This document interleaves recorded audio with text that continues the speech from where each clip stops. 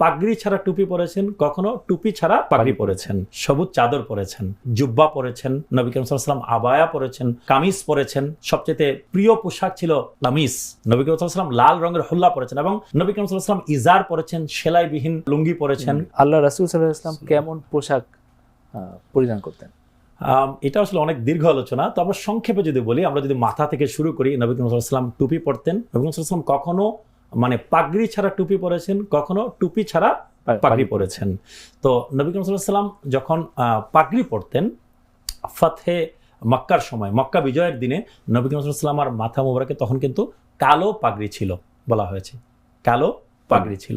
নবী করিম সাল্লাল্লাহু আলাইহি ওয়াসাল্লাম কালো পাগড়ির বেলায় কালো এবং সাদা দুইটা রং নবী করিম সাল্লাল্লাহু আলাইহি ওয়াসাল্লাম খুব বেশি পছন্দ করতেন।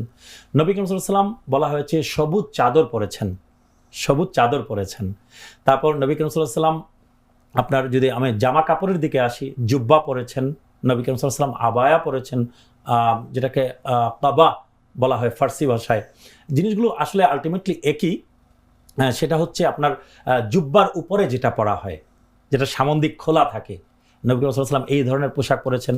তারপর নবী করিম সাল্লাল্লাহু আলাইহি ওয়াসাল্লাম আপনার কামিজ পরেছেন এবং নবী করিম সাল্লাল্লাহু আলাইহি ওয়াসাল্লাম একজন স্ত্রী উম্মুল মুমিনিন তিনি বলেছেন যে নবী করিম সাল্লাল্লাহু আলাইহি ওয়াসাল্লাম সবচেয়ে প্রিয় পোশাক ছিল কামিজ, ঠিক আছে। তারপর নবী করিম সাল্লাল্লাহু আলাইহি ওয়াসাল্লাম হুল্লা পরেছেন, লাল রঙের হুল্লা। নবী করিম সাল্লাল্লাহু আলাইহি ওয়াসাল্লাম লাল রঙের হুল্লা পরেছেন এবং বারা ইবনে আযিব রাদিয়াল্লাহু আনহু বলছেন যে নবী করিম সাল্লাল্লাহু আলাইহি ওয়াসাল্লামের চাইতে সুন্দর আমি কাউকে আর দেখি নাই। লাল হুল্লা পরে তিনি যখন বের হলেন। লাল হুল্লাটা কেমন?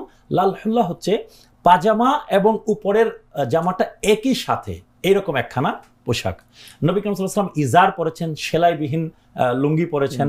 নবী করিম সাল্লাল্লাহু আলাইহি ওয়াসাল্লাম পাজামা পরেছেন, ঠিক আছে। পোশাকের ব্যাপারে আমি আরেকটা কথা বলবো, যেই সাহাবায়ে কেরাম যেই দেশে গিয়েছেন ওই দেশের স্থানীয় পোশাক নবী করিম সাল্লাল্লাহু আলাইহি ওয়াসাল্লামের জন্য উপহার হিসেবে এনেছেন। নবী করিম সাল্লাল্লাহু আলাইহি ওয়াসাল্লামকে ডিনাই করেন নাই।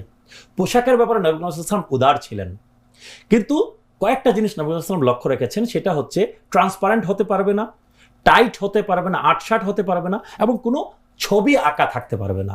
এই বিষয়গুলো নবী করিম সাল্লাল্লাহু আলাইহি ওয়াসাল্লাম আপনার লক্ষ্য রেখেছেন। এছাড়া পোশাকের ব্যাপারে নবী করিম সাল্লাল্লাহু আলাইহি ওয়াসাল্লাম কিন্তু উদার থাকতেন। নবী করিম সাল্লাল্লাহু আলাইহি ওয়াসাল্লাম মোজা পরেছেন, চামড়ার তৈরি মোজা পরেছেন, জুতা মুবারক পরিধান করেছেন, ঠিক আছে। তো এইভাবে আমরা দেখি যে নবী করিম সাল্লাল্লাহু আলাইহি ওয়াসাল্লাম পোশাকের ব্যাপারে উদার ছিলেন। যেই সাহাবায়ে কেরাম যেই দেশে যেতেন ওই দেশের পোশাক নিয়ে আসতেন, নবী করিম সাল্লাল্লাহু আলাইহি ওয়াসাল্লাম কিন্তু কারো উপহার রিফিউজ করেন নাই, পড়তেন মাঝে পড়তেন। এবং এরকম একটা বর্ণনা আমি পেয়েছিলাম যে খ্রিস্টানদের পক্ষ থেকে উপহার হিসেবে এসেছিল একটা জুব্বা, তিনি সেটাও তাদের নাজ্জাশী বাদশা, নাজ্জাশী আবিসিনিয়ার বাদশা, তিনি উপহার পাঠিয়েছেন, মিশরের বাদশা উপহার পাঠিয়েছেন, নবী করিম সাল্লাল্লাহু আলাইহি ওয়াসাল্লাম সেগুলো গ্রহণ করেছেন।